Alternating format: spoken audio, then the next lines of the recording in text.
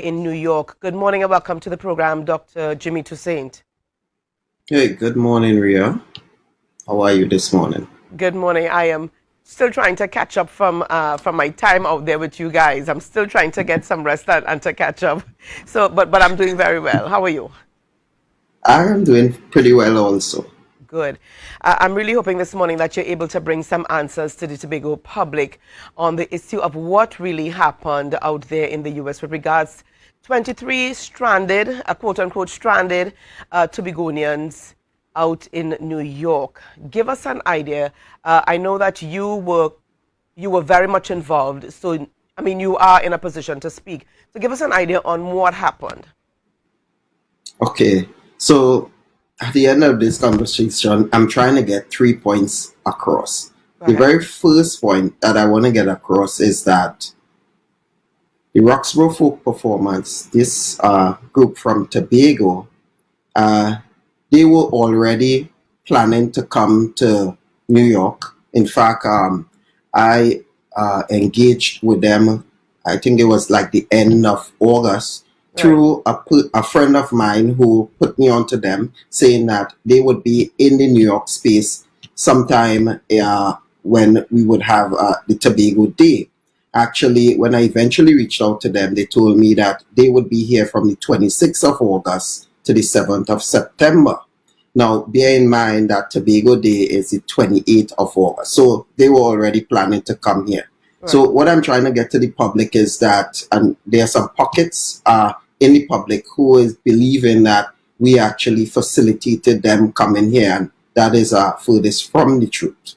So I just wanted to get that part across, that team, and you all probably saw the disclaimer, we had nothing to do with facilitating this group coming to New York, finding accommodation, or anything like that. I mean, we love when groups come. For several years, we've been doing this. Once you are here during that Tobago Day, we welcome you to be on the show, etc. We have started facilitating groups, assisting them, but we are just not in the position really to do that on a grand scale. So that's the very first thing.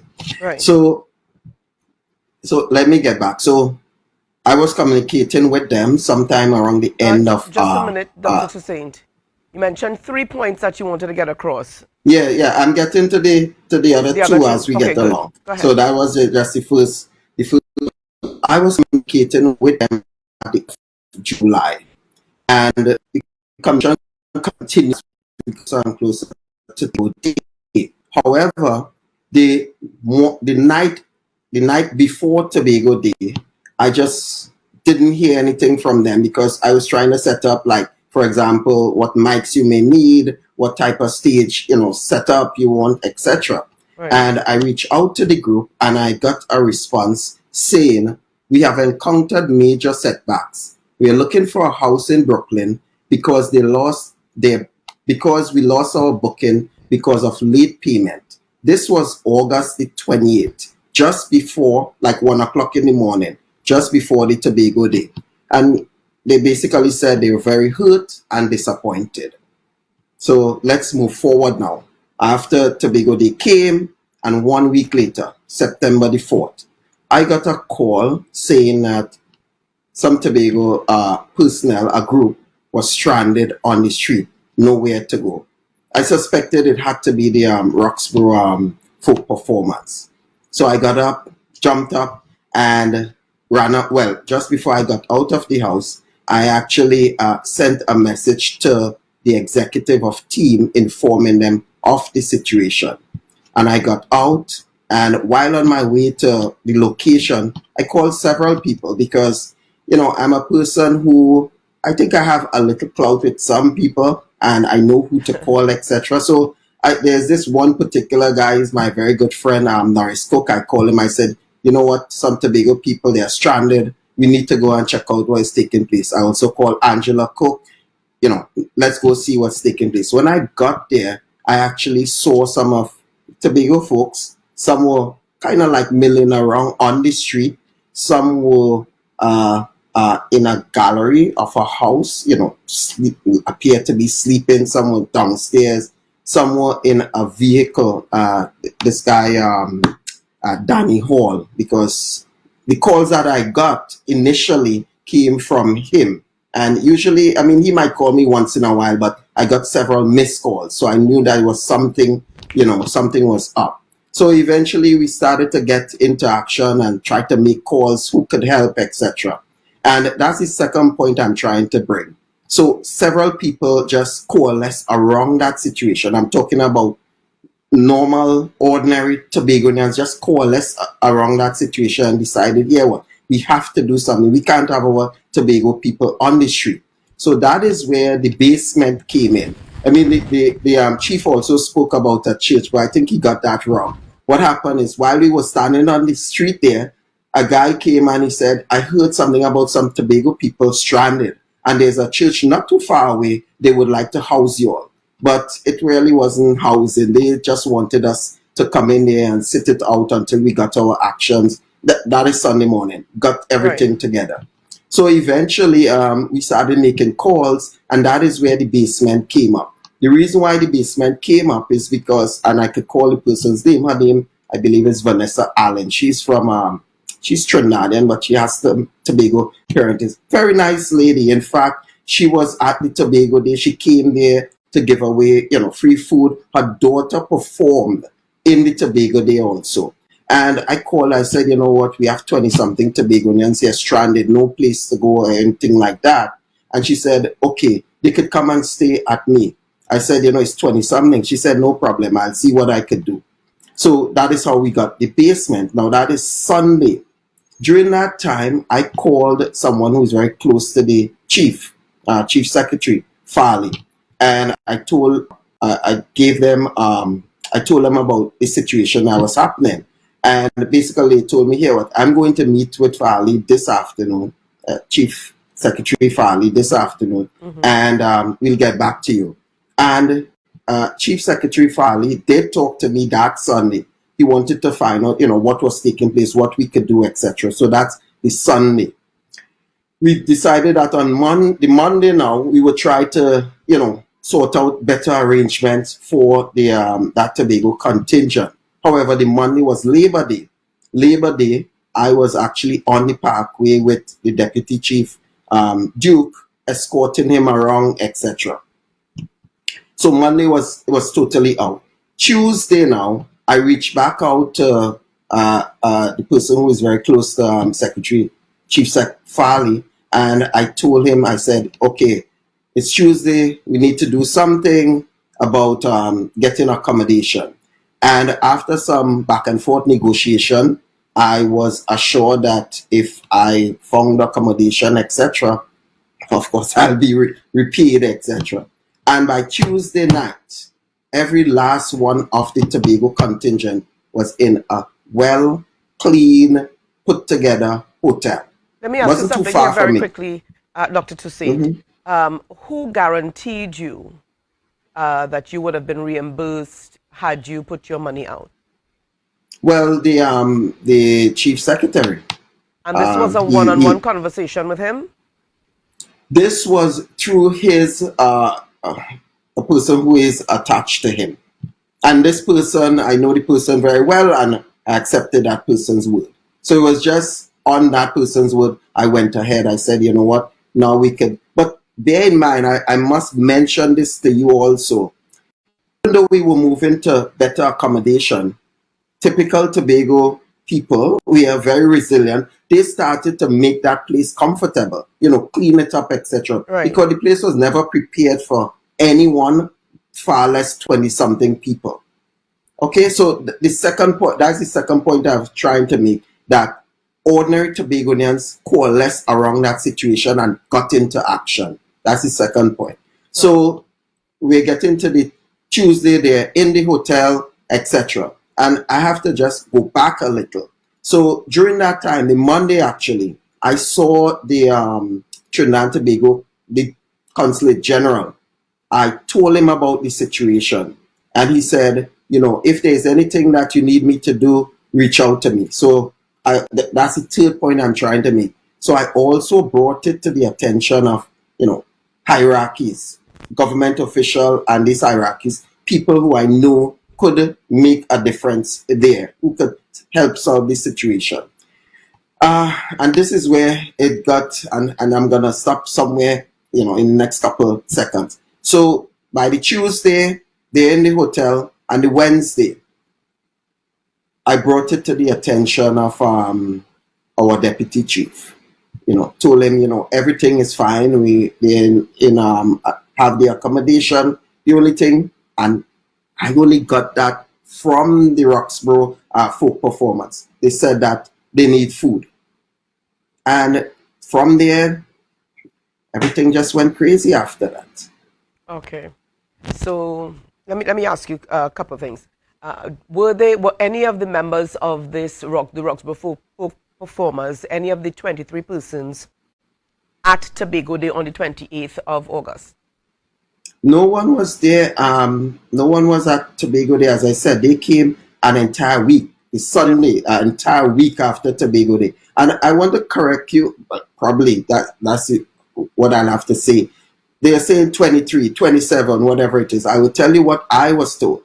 The day that I was there that Sunday, I was told that there were 20 persons there, and they're expecting 11 more to come Sunday night. So I was told 31 persons. And if I look at my notes here, on August 2nd, I was told that a 30-member contingent is coming to the U.S. They already have their accommodation. They will stay in downtown Brooklyn. Okay, so that's some new information. So it's I'm not even sure. No, Dr. Toussaint, so 20, 23, 27, 31, which is it?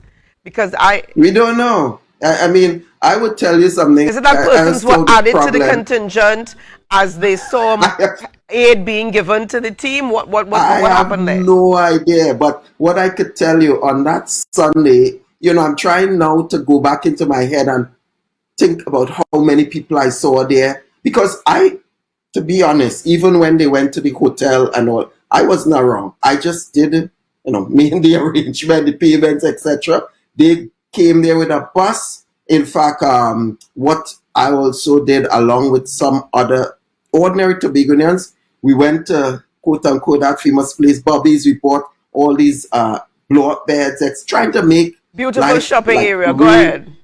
Yeah, on Amazon also bought all. In fact, I think in all we bought probably about 10 block beds and all these things, just trying to make sure that the Tobagonians who were there, that they felt like, okay, someone cared. All right, let me ask you here. What was the purpose of the visit? What was the purpose of the visit? Was it a THA-based visit? Was it a personal visit? What was the purpose of their visit? Well, to tell the truth, I don't know. All I know that I got word that they would have been in Brooklyn around that time. And of course, we wanted them to be on the show. I have no idea. All right. Now, did you meet with any of these persons? I mean, you saw, is it that you were working in the background to send aid, to provide accommodation? Did you meet with them? Did you chat with them? Yeah, of course. That Sunday, in fact, I knew some of the people. Right. There was this one guy who came up to me, said, you look like a Toussaint from Bellegarde. And I said, yeah, that's my family. Hide, yeah, he said, I'm from Bellegarde also. And we had a real good conversation. I mean, they were tired, but I don't think they were broken. I just don't think. As I told you, Tobagonians are very resilient. And even that basement, and I want to just mention something about the basement. So this lady, she gave freely of that basement. And when that so-called video came out, she was so hurt. I felt embarrassed to even approach her because she gave freely. I am the one who reached out to her. And she said, I am so disappointed in what I heard about my basement, etc. And I'll be honest with you, this was kept so quietly for about 5 days until everything just blew up. I mean, you have to understand, this is a sensitive situation. It is. But I want to say thank you publicly to the persons out there in New York who assisted, who saw the need to assist. And we have to give them kudos here. We have to recognize their efforts, definitely. Mm-hmm. Now, Yeah. That aside, Dr. Toussaint, the 20, 23, 27, and 31, if I was a betting woman here, if I was into play where I would really drop some numbers, but I'm not into that. But so the 20, 23, 27/31 persons who are out there, why not you, but why is there the need for THA's assistance? And then we're hearing the talks on the ground about $400,000 that was given to the 20, 23, 27, 31 member group. And the group is now indicating that they never received any money from the THA. But why would one, okay, I was there. Did I need to have the assistance of the THA for my visit? What was the purpose of them needing or requesting assistance? We're talking accommodation, airfare, and food from the THA. Well, to tell the truth, I wouldn't be able to answer that question, but what I could tell you, there's always a need for funding. Right now, team needs funding. We wish, the THA could help us with somebody also, So I would guess that at the end of the day, anyone would need funding. I mean, to do your work. Our group, we would like to do so much work. In fact, we are right now on a trajectory that hopefully any group that is traveling here, we could fund them fully. These are things. We need funding. So I really can't answer that question. I know, but I could tell you generally we need... Dr. Toussaint, my question is, if I'm going for personal reasons, then it is my responsibility to foot my bill, find my accommodation, find my food, organize my trip from Tobago to my location. Why is there the need to have all of this? There's an old saying in Tobago, I'll give you a bed out to get your wife too, or give your wife out to get your bed too. I mean, why the need to have the THA fund every aspect of this trip? And that's one of the questions in the minds of Tobagonians. If I'm given assistance, is it that I need assistance for everything? You understand the point? Well, let me tell you, if you understand us as human beings, if we get the chance to get everything free, we would take it. I mean, it's just human nature. But obviously, and I wish you were in our town hall meeting, and I talk about freeness being good, but it's not really good. Giving is good. I can't answer that question. I'm being very honest with you. If I answer that question, I'll be pulled into something that I don't want to get pulled into. That is THA, that's the group, that's the politics that I don't want to get involved in. But what I could tell you, team has no blame to take for this situation. 2, Tobagonians here, they rally together to help our country people. And 3, the hierarchies were informed. Those are the 3 takeaway points. Now, did the Deputy Chief Sec have all of this information, everything that you just mentioned to us here? Was he aware of all of this? So I am not sure, but what I could tell you, and this is probably coincidence, I am the one who gave him the information on the Wednesday just before that infamous video came out. And I did it because, and this is the honest truth, he was the most senior government official in New York, in the New York space at that time.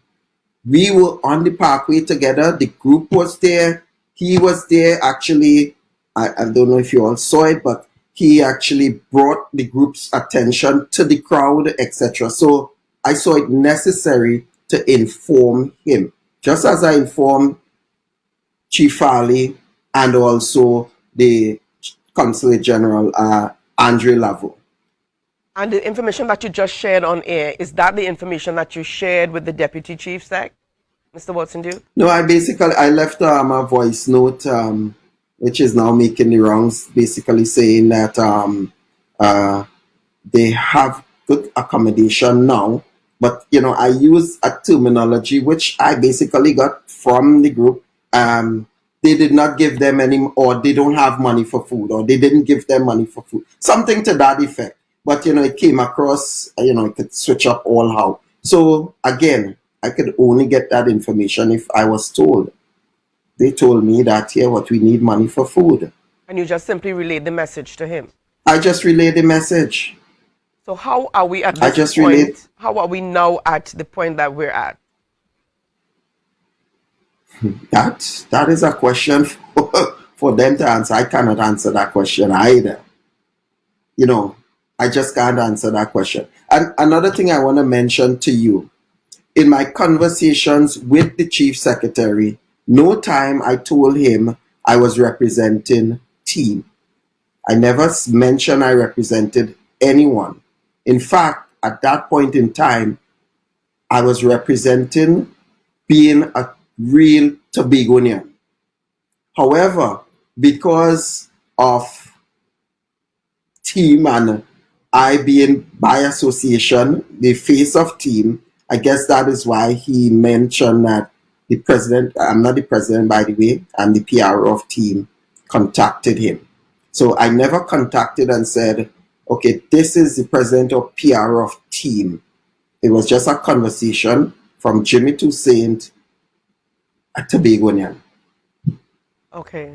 And trying to assist stranded Tobagonians in New York. Because no Tobagonian is going to come here, and I know that I could help, and I turned my back. I couldn't live with myself after that. All right. Thank you so much, Dr. Jimmy Toussaint, for taking the time to chat with us and to bring us up to speed on what really happened. And this is from your point of view in Brooklyn, New York. We appreciate you taking the time to chat with us. Thank you. Ooh, quite an interesting